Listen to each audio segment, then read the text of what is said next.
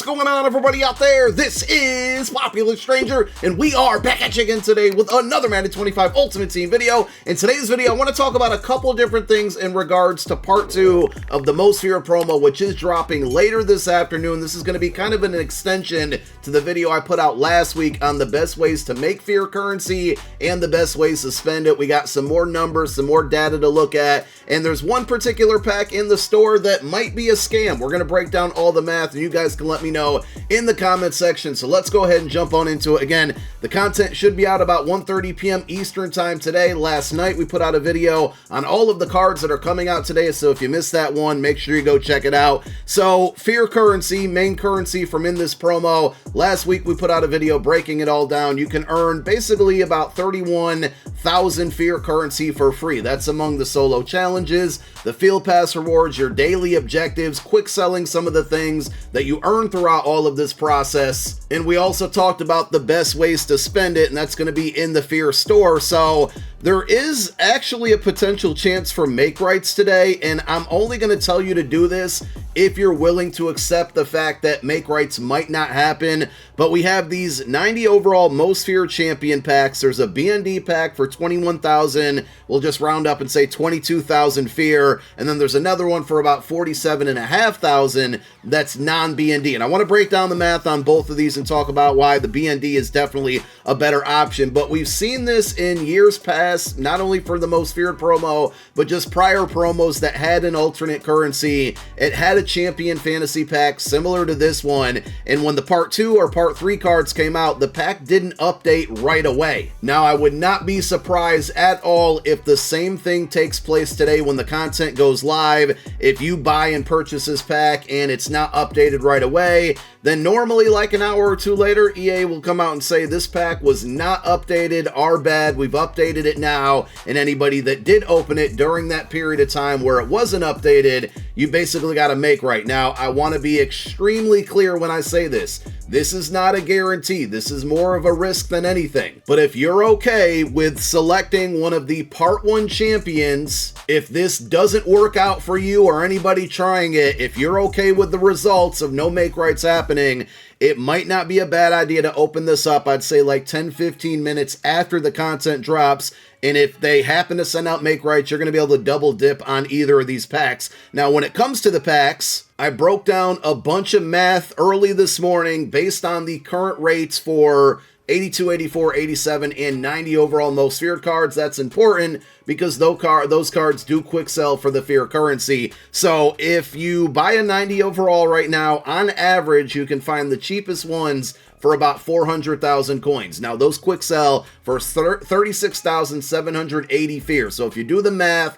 it's similar to how you calculate training values for non-Most Feared cards. If you do the math, that's about 10.87 coins per Fear. That's the best value out there. If we take it down to the 87 overalls, which are 115k on average, divided by 9,325, that's the amount of Fear that they go for. It's about 12.33 coins per Fear. So the lower the number, the better. 90s are still the best value. For the 84s, they go for about 38,000 coins. They quick sell for 2,365 Fear. So that breaks down to 16.06 coins per Fear. That's the worst value right now. And then 82s at about 14k, which quick sell for 945 Fear. You do the division on that one, it's 14.81 coins per Fear. So 90s are the best value, then the 87s, then 82s, and then finally 84s. The reason I do the math on that is, number one, if you're looking to buy cards specifically to quick sell them for Fear, 90s are going to be the best route. But more importantly, I wanted to do the calculations for this 90 overall non-BND Most Feared champion.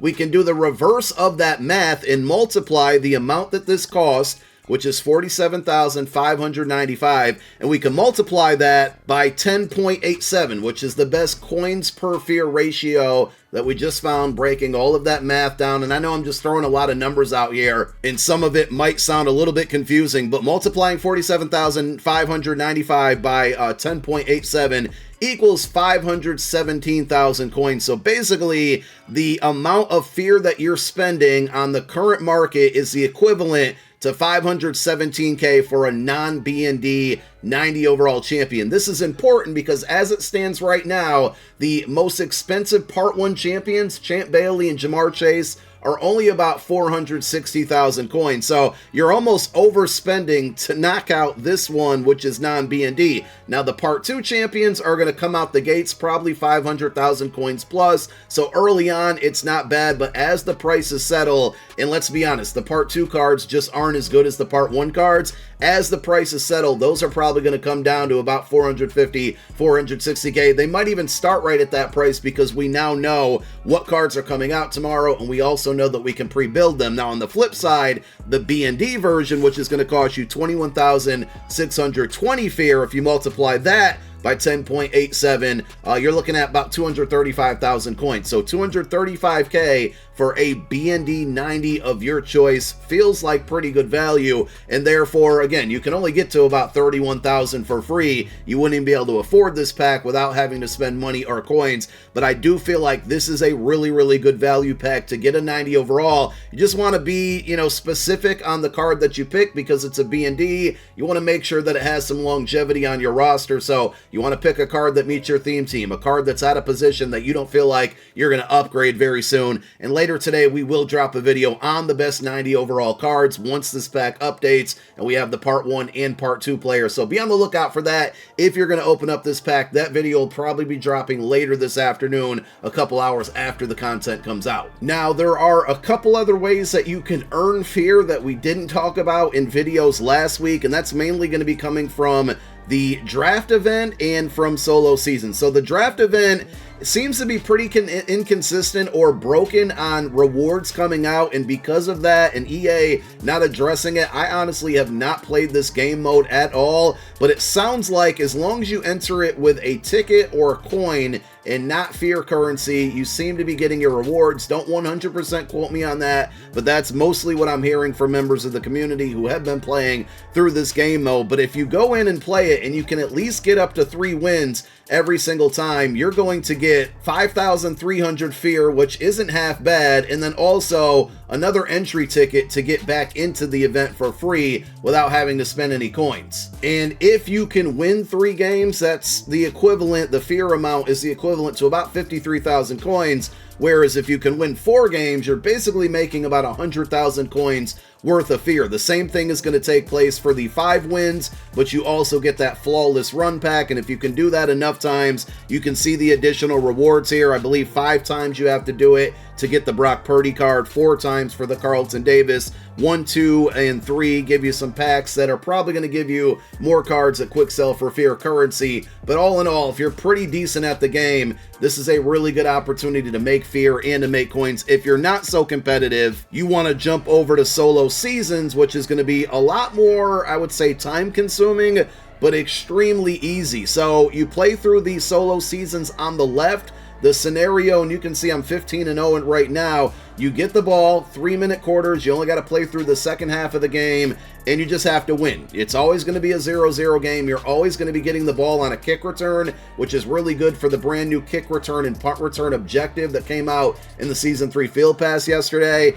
But you can basically run the ball and chew clock, kick a field goal, or score a touchdown, and get out of the game pretty quickly, within a couple minutes. The only problem is you basically got to go 40-0, but once you go to 40-0, you win a Super Bowl in that solo seasons, and you're given a choice between a couple things, but there is a most feared pack as one of those options, and a lot of people have been going that route. There have been people that got like 23,000 fear out of one of those packs. That's not guaranteed every single time, but again, time consuming but extremely easy. This is a good way to make fear. If you play the version on the right hand side, you get put into a lot of situations where you don't have the ball, you're down 7-0, 10-0, sometimes 14-0, sometimes you're down 1 score, but you get the ball. But the computer's a little bit more difficult, and it takes more time because you usually have to make a comeback, and you can't really chew clock because you need the clock for the time to make that comeback. This one, you get better rewards without a doubt here, but it's more time consuming and it's going to be a little bit more difficult. So if you're looking for the fast, easy route, play solo seasons on the left. This one more difficult. I wouldn't bother with this right now. Once the most feared event and all of the fear currency goes away, this is a pretty good option to play to make coins and get some free packs. But right now, if you're going for fear currency, this is the best bet. Some other things I want to talk about in regards to most feared cards and most feared currency are the 5 upgradable cards, and 3 of them you can earn for free. Kenneth Walker at an 85 overall, Devon Diablo, and Grady Jarrett. So Jarrett you're going to get for free if you win 5 solo battle games. If you win 5 solo season games, you're going to get Kenneth Walker. And once you get to, I think, level 11 or 12 in the Field Pass, which will be achievable today when Part 2 comes out, you get the Divine Diablo. All of those 3 cards I just mentioned can go up to a 90 overall, but you have to upgrade them with Fear, and as you can see, the cost is 17,405. Now, when this promo is all over, the Fear is going to be converted over to Training, and we don't know that conversion rate, but to upgrade these cards, it's going to cost you Training rather than Fear, and right now, Fear is like the more desired currency, so not a bad idea. Obviously, if you want these cards at their max overall right now, you're not going to be able to do this, but if you want Divine Diablo or Kenneth Walker or the Grady Jarrett, what I would do is not upgrade them with Fear, hang on to them at the 85 OVR, and after October 31st, and you might have to wait a couple days after that as well, but after this promo ends, when these cards then become upgradable with Training, you can then go ahead and upgrade them, and I would think, and I don't know the exact cost right now, but I'm assuming that it's going to be cheaper in terms of the currency route to upgrade them via Training versus Fear right now, and Fear, you can use it on so many other things like we just showed you within the store. The same thing is going to hold true with Landon Dickerson, but the only difference here is that in order to get his base 85 overall card, you have to buy it in the Fear store. I think it's like 1,100 Fear, so if you plan on upgrading this card, which out of those 4 players, he's probably the best one. I know it's a left guard in a boring position, but you want to go out and make sure you buy his 85 before the Fear store closes out, because after that, that card just might not be obtainable, but don't upgrade him. Wait until he converts over to Training as well to upgrade him if you want to go that route. Finally, I just want to talk about the Welcome Pack player and just kind of give you an update on this. So we know that the mystery player, and EA revealed it last night, is Ndamukong Suh. So he's going to have a defensive tackle card, he's going to have a middle linebacker card, and he's going to also have a cornerback card. Now, all 3 versions of those cards get all 32 team chems. Last week, there were 2 major issues that were going on with this welcome pack. Number 1, a bunch of people got the welcome pack and opened it before the content actually came out, so they couldn't actually select a player. Number 2, there were a bunch of people that selected the cornerback version. I shouldn't even say a bunch, but everybody that selected the cornerback version or the defensive tackle, they got the middle linebacker instead. So EA sent out a make right for the inaccurate selection choices, but they also sent out a make right to everybody because some people never actually got the pack. So in some cases, like me and probably a lot of you watching this video, you actually got the pack 3 different times, which is good because now you can select all 3 positions of the Ndamukong Suh. Now, if you want to go with any of the Taysom Hill options, be my guest, go for it. I'm not going to go that route, number 1, because Ndamukong Suh gets Lions and Eagles team chemistry, which are the 2 theme teams that I run. So even not at the fully upgraded version of them, I can select one of those team chems and fit my theme team. But number 2, I personally just place more value in cornerback, middle linebacker, and defensive tackle just for any team chemistries, because middle linebacker has 4 different positions on your depth chart, cornerback has 5, and defensive tackle has 4. Halfback, you only got 3. Quarterback, you only got 2. Wide receiver, you do have 5. And tight end, you only have 3. So just from a longevity standpoint of building my theme team, it feels like it's the better route to go out there and take the mystery player, which again, we know now is Ndamukong Suh. And here are all of the OVRs fully maxed out to a 90 OVR on those 3 different positions. Now, in order to upgrade these players to these 90 overall options, you are going to need those most feared upgrade tokens, and there's a couple different places that you can earn those. But in totality, if you go to any of the upgrade paths of all 3 or any of these cards here, and you can see I now have all 3 in my possession, you're going to need a total of 9 upgrade tokens to take that player, Ndamukong Suh or Taysom Hill, from an 81 all the way up to that 90 overall version of the player. Now, the good thing about anybody that got 3 of these cards or even 2 of these cards, if you fully upgrade the defensive tackle version and then down the road you get a couple defensive tackles that are good, but you want to maybe upgrade middle linebacker or cornerback, you can take those upgrade tokens out of the defensive tackle and put them into the middle linebacker, or putting them into the cornerback, or any of the Taysom Hill cards. So there's a lot of flexibility if you were able to get some of those make rights, even if you got 2 of the 3 cards, or, you know, I got 3 here, right? But some of you maybe only got 2. Even if that's the scenario, it's still good for you because you have some flexibility there. Now, in order to earn these upgrade tokens, you're going to have to engage in this promo completely. So remember, you need 9 of them. 3 are going to be in the solo challenges.